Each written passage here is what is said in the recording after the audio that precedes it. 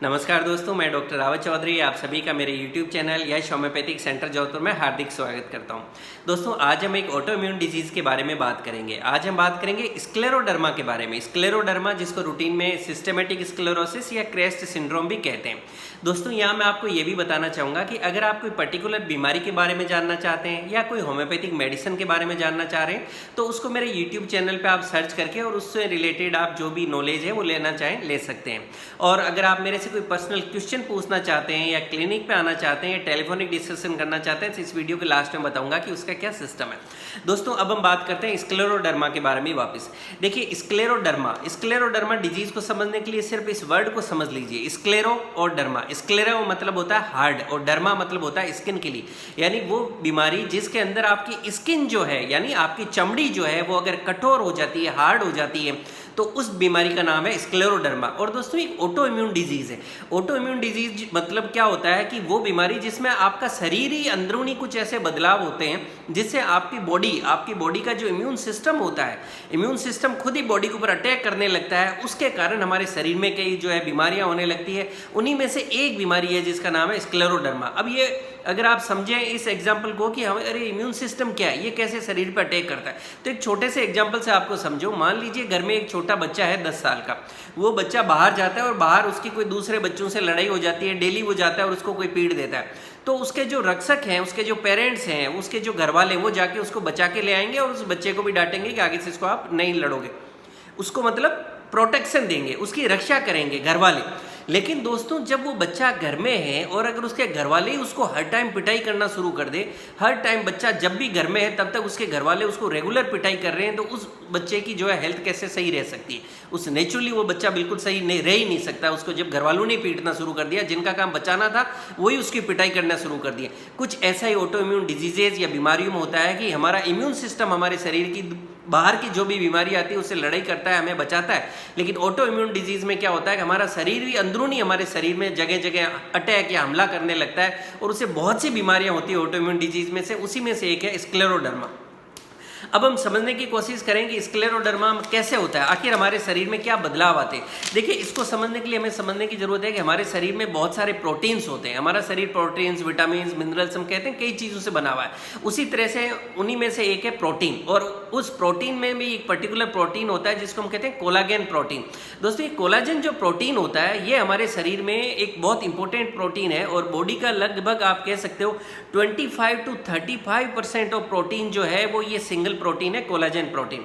अब ये collagen protein का बेसिकली काम क्या है कि ये हमारे शरीर के अंदर जगह जगह हमारी बॉडी को जो है शेप देने में या फंक्शनिंग में हेल्प करता है। क्या करता है, हमारी बॉडी में जितनी स्किन है, हमारी चमड़ी है, उसका एक इंपॉर्टेंट पार्ट है। हमारी बॉडी में जितने कनेक्टिव टिश्यूज है यानी हमारे जितने जॉइंट्स हैं, जोड़ हैं, जगह जगह वहाँ पे लिगामेंट्स होते हैं, टेंडन्स होते हैं, मसल्स होते हैं, इन सारी चीज़ों का भी ये बहुत इंपॉर्टेंट पार्ट है। यानी इनकी रेगुलर प्रॉपर फंक्शनिंग के लिए भी कि हमारे जॉइंट्स प्रॉपरली काम करें, मसल्स प्रॉपर काम करें, हमारी स्किन यानी चमड़ी बिल्कुल स्वस्थ रहे, इन सब के लिए हमें कोलाजन प्रोटीन चाहिए होता है। और इसी तरह से हमारे बॉडी के इंटरनल जो ऑर्गन्स होते हैं, दूसरे ब्लड वेसल्स हो गए, हार्ट, लंग, किडनी, इन सारी चीज़ों में भी इसका इंपॉर्टेंट रोल होता है। दोस्तों, इसकी फिक्स क्वांटिटी या मात्रा होती है जो हमारी बॉडी में जितना ये होना चाहिए। लेकिन किसी भी कारण से जब ये कोलाजन जो प्रोटीन है ये हमारी बॉडी के अंदर या तो बनना ज़्यादा लग जाए, इसका प्रोडक्शन ज़्यादा शुरू हो जाए, या हमारी बॉडी में ज़्यादा इकट्ठा होना लग जाए, यानी जब ज़रूरत से ज़्यादा ये हमारी बॉडी के अंदर बनने लग जाए, ओवर प्रोडक्शन शुरू हो जाए, या इसका एक्यूमुलेशन यानी इसका स्टोरेज ज़्यादा शुरू हो जाए, उसके कारण नेचुरली ये शरीर में जहाँ जहाँ जिन अंगों में रहता है वहीं पे जब इसका डिपॉजिट, इसकी मात्रा बढ़ जाएगी तो क्या होगा, उससे हमारे शरीर में कई तरह के बदलाव देखने को मिलेंगे। शरीर में जब बदलाव होंगे तो वो बदलाव ही बीमारियों का नाम है। जो नॉर्मल नहीं रहा उससे ज़्यादा हो जाएगा तो हमारे शरीर में कई तरह के बदलाव आएंगे और बदलाव ही बीमारियों का नाम है। और इसी तरह से जो ये कोलाजन एक्स्ट्रा डिपॉजिट होने से शरीर में जो बदलाव या जो बीमारी पैदा होती है उसका नाम है दोस्तों स्क्लेरोडर्मा।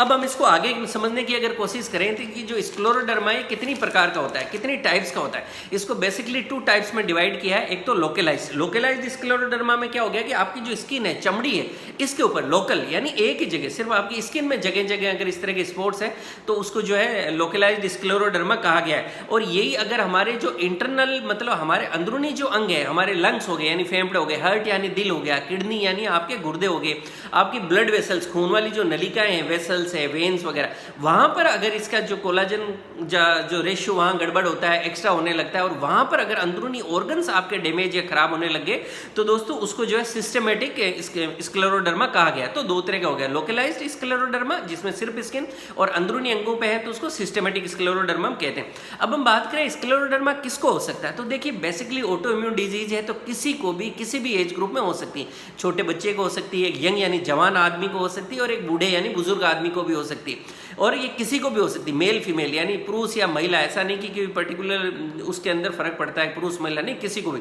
हो सकता है। लेकिन ये देखा गया है कि अक्सर इसके जो पेशेंट्स हैं वो महिलाएं ज़्यादा होती है, फीमेल्स की ये बीमारी ज़्यादा है। और उसके अंदर भी वो जो फीमेल्स, वो महिलाएं यानी जो 30 साल से लेके 50 साल का एज ग्रुप है, जो 30 से 50 ईयर्स का एज ग्रुप की जो फीमेल्स है उनके अंदर ये बीमारी ज़्यादा देखने को मिली है। और दोस्तों लेकिन यह एक बीमारी के बारे में मैं आपको ये भी बताऊं कि ये बीमारी मान लीजिए अगर घर में किसी एक को हो गई, नेचुरली किसी को भी हो सकती है बीमारी, मुझे हो सकती है और किसी को भी हो सकती है, मैं भी एक इंसान हूं तो मुझे भी हो सकती है और भी किसी को भी हो सकती है। तो मान लीजिए अगर किसी फैमिली में किसी एक मेंबर को बीमारी हो गई तो ऐसा नहीं है कि उनको हो गई तो अब सारे घर वाले जो है कि अरे नहीं ये छुआछूत की बीमारी है और पूरे घर में ये बीमारी फैल जाएगी, ऐसा बिल्कुल भी नहीं है। ये क्वेश्चन मैंने यहाँ इसलिए एड्रेस किया क्योंकि बहुत से लोग पूछते हैं कि सर स्क्लेरोडर्मा कॉन्टेजीनियस है क्या। घर वाले भी कई बार अपने फैमिली मेंबर्स से थोड़ा सा दूर रहने की कोशिश करते हैं कि छुआछूत की बीमारी की। दोस्तों छुआछूत की बीमारी बिल्कुल भी नहीं है, ये नॉन कॉन्टेजीनियस डिजीज़ है, यानी बिल्कुल भी एक दूसरे से जो है नहीं फैलती। ये आपके लिए अच्छी बात है। अब हम बात करें कोज, कारण की बात कि ये क्यों हो जाता है। देखिए कारण के लिए मैंने बताया कि ये ऑटो इम्यून डिजीज है। ऑटो इम्यून डिजीज क्या होती है, मैंने आपको वो भी बता दिया कि आपका शरीर ही आपका जो है दुश्मन हो गया। शरीर नहीं, शरीर के अंदर अंदरूनी कुछ ऐसे बदलाव हो गए, आपके जेनेटिक्स में कुछ ऐसे चेंजेस आ गए जिससे आपकी बॉडी आपकी दुश्मन बन गई, और जिसके कारण आपकी बॉडी के अंदर जो कोलाजन प्रोटीन था ये एक्सेस जो है टिश्यूज़ में, लिगामेंट्स में, मसल्स में, इंटरनल ऑर्गन्स में और स्किन में एक्स्ट्रा डिपॉजिट होने लग गया। ये कुछ बदलाव आ गया ऐसा, उसके कारण ये होने लगता है कि नहीं। और सेकेंडली ये जेनेटिकली हो सकता है यानी अनुवांशिक हो सकता है। मान लीजिए कोई लेडीज हैं या कोई पुरुष हैं, अगर उनको है तो उनके बच्चे भी जो है रिस्क है कि उनके बच्चों को भी ये हो सकता है। ऐसा नहीं है कि मतलब पेरेंट्स को था तो बच्चों को होगा ही, बट ये हो सकता है, रिस्क फैक्टर है, उससे चांसेस बढ़ जाते हैं। दोस्तों अब हम बात करें इसके सिम्टम्स या लक्षणों की कि हमें क्या लक्षण देखने को मिलेंगे स्क्लेरोडर्मा के अंदर। देखिए स्क्लेरोडर्मा जैसा शुरू में नाम से बताया, स्क्लेरो मतलब स्किन और डर्मा मतलब स्क्लेरो मतलब हार्ड या कठोर हो जाना और डर्मा मतलब स्किन। तो यानी जब सबसे पहला सिम्टम तो ये है कि आपकी जो स्किन है, आपकी जो चमड़ी है वो हार्ड हो गई और ड्राई हो गई। हार्ड यानी कठोर हो गई, ड्राई यानी रूखी हो गई, यानी आपकी स्किन के अंदर जो है एक नॉर्मल जो हमारी स्किन में हम देखें फ्लेक्सिबिलिटी है जो है कि नहीं, ये फ्लेक्सिबिलिटी है तो, और जो टोन है स्किन का टोन है ये बिल्कुल खराब होने लगता है। आपकी चमड़ी बिल्कुल कठोर हो जाएगी है कि नहीं, हार्ड हो जाएगी और उसमें रूखापन आएगा। उसके कारण क्या होगा कि स्किन नेचुरली जगह जगह से पूरी चमड़ी खराब होने लगेगी और बाकी सारे लक्षण आपको देखने को मिलेंगे। और बेसिकली हम बात करें इन सारी चीज़ों के साथ, जब आपकी स्किन जो है हार्ड और ड्राई हो जाती है उसके साथ में स्मूथ एंड शाइनी हो जाती है। स्मूथ यानी चिकनी हो गई और शाइनी यानी चमकदार हो गई। तो हार्ड और कठोर तो थी, मतलब कठोर तो थी आपकी स्किन और ड्राई थी, उसके साथ में आपकी स्किन जो है एकदम स्मूथ हो गई, चिकनी हो गई और वहाँ पे शाइनिंग यानी चमक आने लगती है। और ये सबसे ज़्यादा सिम्टम आपको दोस्तों लक्षण जो देखने को मिलता है, एक तो आपके हाथों पे, आपकी जो हाथों की अंगुलियां हैं इनमें सबसे ज़्यादा आपको ये लक्षण देखने को मिलता है। आपकी पैरों की जो अंगुलियां टोज हैं उनमें ये लक्षण आपको देखने को मिलता है। और आपका फेस यानी चेहरे पर, ये कुछ कॉमन साइट है, हालांकि बॉडी के दूसरे अंगों पर भी, लेकिन ये अंग हैं जहाँ पे सबसे ज़्यादा लक्षण देखने को मिलेगा। आपके चेहरे के ऊपर स्पॉट्स, जगह जगह स्पॉट्स या दाने आपको देखने को मिलेंगे।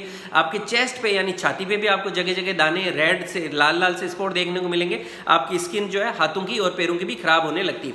आपके जो अंगुलियों के टिप्स हैं, फिंगर के जो टिप्स हम बोलते हैं, ये थोड़ा पफी हो जाएंगे। पफी मतलब ये सूजे हुए, आपको इनमें सूजन महसूस होगी।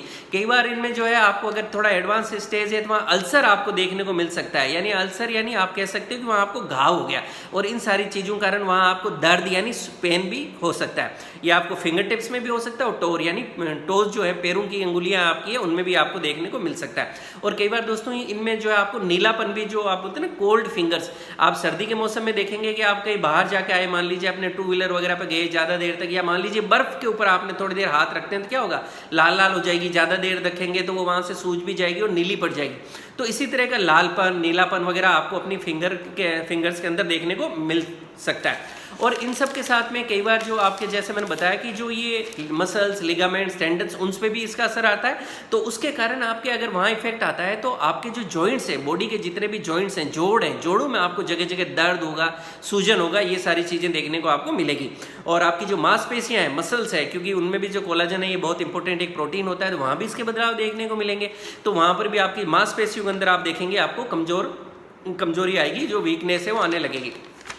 दोस्तों आपका जो मुंह है, आपका जो अंदर से माउथ है, इसके अंदर भी मतलब ऐसा नहीं है कि हमारे जैसे स्किन पे ड्राइनेस आई थी, रूखापन आया था, हमारे जॉइंट्स में भी रूखापन आ रहा है, जहाँ से वहाँ भी दर्द आ रहा है। इसी तरह से आपके मुंह के अंदर भी जो है ड्राइनेस यानी सूखापन रहना लगेगा। आपने पानी पिया तो भी लग रहा है मेरा मुंह बार बार सूख रहा है, एक सूखापन सा बना रहेगा। और उसके कारण क्या होगा कि कई बार आप जो निगलोगे, जो भी खाएंगे पिएंगे निगलेंगे, उसमें भी आपको दर्द महसूस होगा।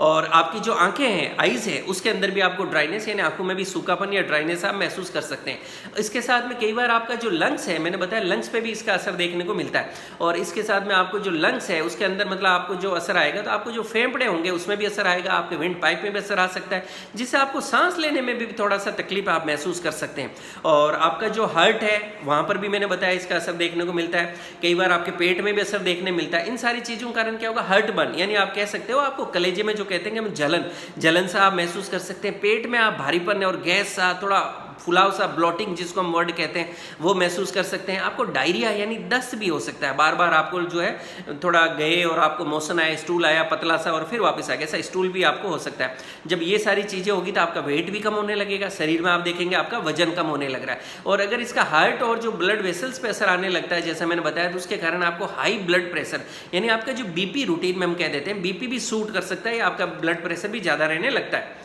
दोस्तों ये सारे कुछ सिम्टम्स हैं, लक्षण हैं। जरूरी नहीं कि किसी पेशेंट में सारे ही लक्षण आएंगे।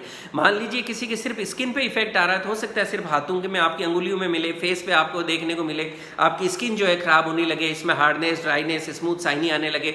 इंटरनल अंदरूनी अंगों पर अगर असर हो गया तो उसके अकॉर्डिंगली जो हमने सिम्टम्स किए, ऐसे सिम्टम्स भी ऐड हो सकते हैं। ये डिपेंड करता है कि किसकी बॉडी में कहाँ पर कितना इसका असर आया हुआ है।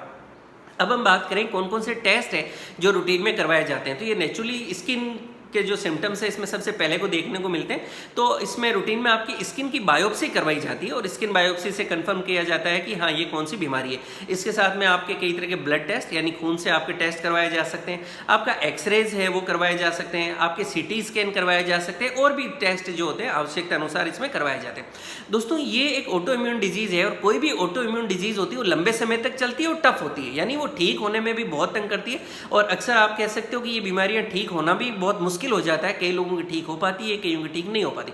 आपके डॉक्टर्स का क्या टारगेट होता है कि कोशिश करें कि वो ठीक हो जाए, और अगर ठीक नहीं हो सकती, वो स्टेज नहीं है, किसी की बॉडी का इम्यून सिस्टम इतना वीक है कि वो ठीक नहीं हो पा रहा, तो फिर आपके डॉक्टर्स का टारगेट ये होता है कि मैं कैसे उनको कंफर्टेबल रख सकूं, इस बीमारी को जो है मैं आगे बढ़ने से कैसे रोक सकता हूं, क्या मैं कुछ ऐसा कर सकता हूं कि एटलीस्ट ये बीमारी आगे नहीं बढ़े, या जो है उसमें एटलीस्ट मैं इनको कंफर्टेबल अपना जीवन जी सके, उस तरह से मैं कंफर्टेबल कैसे कर सकता हूं, है कि नहीं। ये डॉक्टर्स के आपके टारगेट होते हैं। और अगर आपको स्क्लेरोडर्मा डिजीज है तो आप अच्छी तरह से समझ रहे हैं कि मैं क्या कहना चाह रहा हूं कि बीमारी ठीक बड़ी मुश्किल से होती।